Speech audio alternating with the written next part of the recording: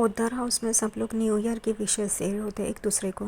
यहाँ पे रोहित और रूही दक्ष को भी लेके आते हैं और सब लोग दक्ष की भलाई ले रहे होते हैं और उसको भी विश कर रहे होते हैं। दक्ष को देख के अरमान को भी ऐसा लगता है कि उसके पास जाए करके। वो उसके पास आता है और उसे कहता है तुम वर्ल्ड के सबसे बेस्ट बच्चे हो और हैप्पी न्यू ईयर। यहाँ पे दक्ष के साथ अरमान को देख के रूही थोड़ी सी डर जाती है और उसे गुस्सा आता है। तभी रोहित उसे पकड़ता है और उसे ना कहता है उसके पास जाने से। यहाँ पे विद्या आरती की थाल लेके आती है और सबको आरती दे रही होती है। उतने में ही वो अरमान के पास जाती है अरमान को आरती देने के लिए। अरमान को थोड़ा सा अजीब लगता है क्योंकि माँ की हालत ऐसी है कि उसे कुछ समझ में नहीं आ रहा है, वो अपने आप में नहीं है और वो उसे कुछ बोले। उतने में ही माधव सिचुएशन संभाल लेते हैं और कहते हैं विद्या, मनोज और उन लोग को भी तो दो आरती, और उसे अरमान के सामने से हटाता है। यहाँ पे विद्या मनोज के पास जाती है उसे आरती देने के लिए। यहाँ पे सब लोग एक दूसरे को विश कर रहे होते हैं। सिर्फ अरमान थोड़ा सा उदास होता है क्योंकि अबीरा उसके पास नहीं होती है और उसके 8 दिन का समय भी ख़त्म होता है। लेकिन मनीषा उसके पास आती है और कहती है कि आज तुम्हारे लिए एक सरप्राइज़ है। वो कहता है क्या करके? तो वो कहती है मैं बताऊंगी नहीं, वो सरप्राइज़ तुम्हारे लिए आ रहा है करके। यहाँ पे उसे पता नहीं चलता मनीषा चाची क्या कहना चाहती है, लेकिन मनीषा चाची कहती है मैंने तुम्हारे लिए एक बहुत बड़ा सरप्राइज़ अरेंज किया है। वो भी खुश हो जाता है ये सुन के। यहाँ पे दारिसा अरमान को कहती है कि तुमने क्या सोचा है उस लड़की के बारे में। उतने में ही अबीरा गेट से अंदर आ रही होती है और उसे बहुत खुशी महसूस हो रही होती है इतने दिनों के बाद वापस उस घर में आना। वो खुशी से झूम रही होती है। उतने में ही वो एक गाड़ी के पास आती है जो विद्या उस दिन चला रही थी और उसी गाड़ी से अबीर का एक्सीडेंट होता है। वो उस गाड़ी को देखती है। उस गाड़ी पर अबीर के बाइक का कलर होता है और उस गाड़ी को डेंट पड़ा होता है। ये देख के वो थोड़ी सी चकरा जाती है। यहाँ पे दादी सा अरमान को पूछ ही रही होती है उतने में उस लड़की ने क्या जवाब दिया है करके। तभी एकदम से आवाज़ आती है वो लड़की यहाँ है दादी सा, और सब लोग चौंक के वहाँ पे देखने लगते हैं और सब लोग बहुत खुश हो जाते हैं अबीरा को उस घर में वापस आए हुए देख के। यहाँ पे अरमान मनीषा चाची के पास देखता है कि ये आपका सरप्राइज़ है करके। ऐसे मनीषा चाची अरमान को देख के हंसती है। अरमान को पता चलता है कि जिस सरप्राइज़ के बारे में मनीषा चाची बोल रही थी वो यही है अबीरा।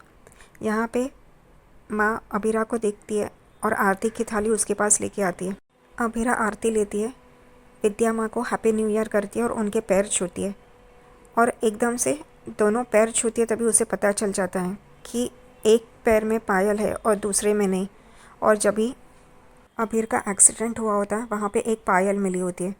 उसे याद होता है, वो याद करती है कि इंस्पेक्टर ने उसे प्रूफ दिखाए होते, एविडेंस दिखाए होते कि वहाँ पे एक पायल मिली, ये मिला, वो मिला। तभी वो याद करती है और उसी हिसाब से वो दोनों पैरों में वापस हाथ लगा के देखती है तो एक पायल नहीं रहती, एक पायल होती है पैर में और उसी टाइप की पायल रहती है।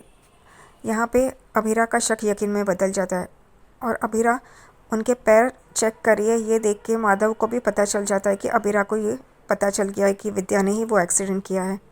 माधव अपने सर पे हाथ मारते हैं, लेकिन अब क्या फ़ायदा।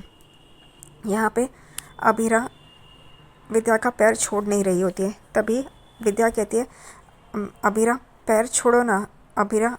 और फिर अबीरा कहती है माँ आपकी वजह से ही भाई का एक्सीडेंट हुआ था ना। और ये सुन के सब लोग चौंक जाते हैं और विद्या को शौक लग जाता है। अबीरा उनका पैर नहीं छोड़ती, उनका पैर पकड़ के ही रखती है। यहाँ पे दादी सा को गुस्सा आ जाता है, अरमान को भी गुस्सा आ जाता है। अरमान अबीरा को उठाता है वहाँ से और कहता है तुम मेरी माँ के ऊपर कैसा आरोप कर रही हो, ये सरासर गलत है, ऐसे कैसे बात करी हो तुम। तभी अबीरा कहती है मुझे पता है माँ ने ही ये एक्सीडेंट किया है करके। और वो वापस विद्या के पास आती है और उनसे पूछ रही होती है। तभी दादी सा अबीरा को वहाँ से धक्के मार के निकाल रही होती है। तभी अबीरा उनका हाथ छोड़ती है अपने हाथ से और कहती है आप लोगों की यही एक बात मुझे अच्छी नहीं लगती क्योंकि आप लोग सच जानना नहीं चाहते, उसके पहले ही आप शुरू हो जाते हो। यहाँ पे विद्या उसकी हालत एकदम ख़राब होती है, वो एकदम से डर जाती है, सहम जाती है, उसे रोना आ जाता है। अबीरा विद्या के सामने आके खड़ी हो जाती है और कहती है बताइए ना माँ, ये बात सच है ना, आपकी वजह से भाई का एक्सीडेंट हुआ था ना, आप ही वो है जिसने मेरे भाई की बाइक को टक्कर मारा और उसे मरता हुआ छोड़ के वहाँ से चली गई। एक पल को भी आपको ऐसा नहीं लगा कि उसकी मदद करे? उसको तड़पता हुआ रोता हुआ वहाँ से आप चली गई, भाग गई। अगर कोई भी बच्चा है और तड़प रहा है तो उसकी मदद करने के बगैर आप वहाँ से चली गई। अभिरा की बातें सुन के विद्या की हालत और भी ख़राब हो जाती है। वो रोने लग जाती है। उसे समझ में नहीं आता क्या बोलना है और क्या नहीं। यहाँ पे विद्या माधव से भी कहती है, पापा आपसे ये उम्मीद नहीं थी। आपने तो मेरे सर की कसम खाई थी, लेकिन आपने मुझे धोखा दे दिया। आपके ऊपर से मेरा भरोसा उठ गया है करके। और माधव भी यहाँ परेशान हो जाते। यहाँ पे विद्या रो रही होती है। वो अभिरा के गले लगती है, उससे माफ़ी मांगती है, उसके पैर पकड़ती है और गिड़गिड़ा रही होती है कि मैंने ये जानबूझकर नहीं किया, मुझसे ये गलती हो गई करके, मुझे माफ़ कर दो, मुझे माफ़ कर दो करके। लेकिन अभिरा शांत वैसे ही खड़ी होती है। उसे समझ में नहीं आता क्या करना है करके। एक तरफ भाई और एक तरफ माँ। लेकिन उतने में ही आवाज़ आती है, मैं आपको पुलिस के हवाले करूँगा। और सब लोग उस तरफ देखते हैं तो मनीष जी होते हैं।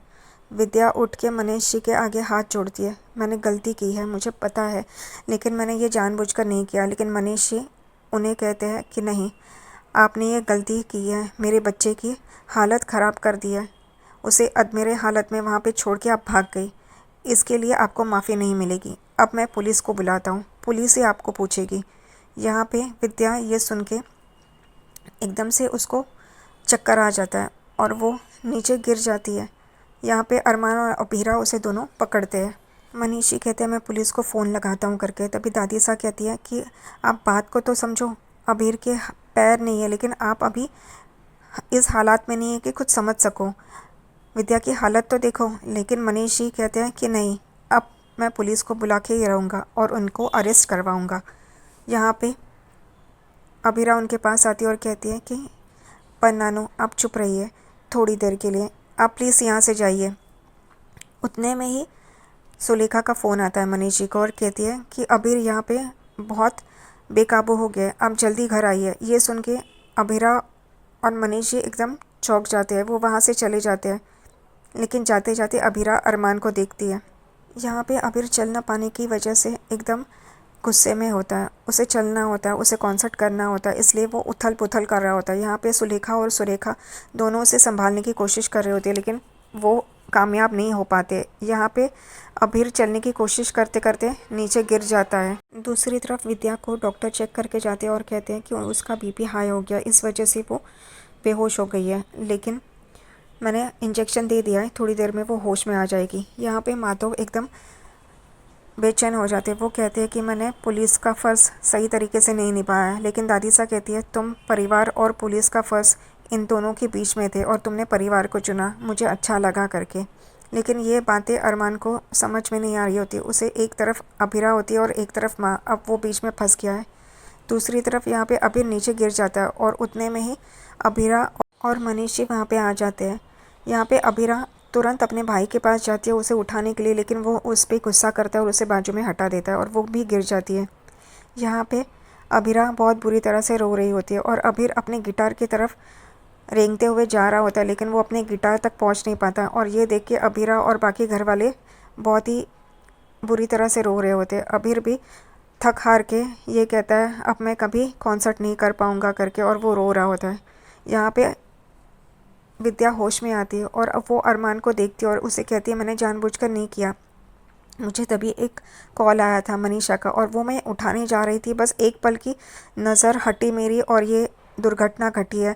मैंने जानबूझकर नहीं किया अरमान, मैंने जानबूझकर नहीं किया करके, और मैं बहुत डर गई थी, इस वजह से मैं उसे वहाँ पे छोड़ के चली आई। लेकिन मैं क्या करूँ, मैंने ये कुछ ऐसे जानबूझकर नहीं किया है। और अरमान यहाँ पे बस माँ शांत हो जाओ कह रहा होता है, लेकिन अब वो भी क्या करे। एक तरफ अबीर को न्याय दिलाना है और दूसरी तरफ माँ है।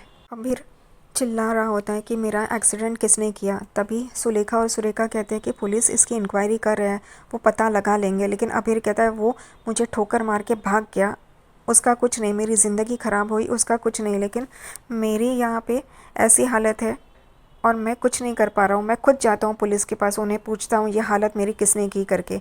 यहाँ पे अबीरा एकदम से गड़बड़ा जाती है और वो एक पल में अपने भाई की हालत देख के बोल देती है कि माँ ने किया है ये करके, और सब लोग चौंक के उसे देखने लगते हैं।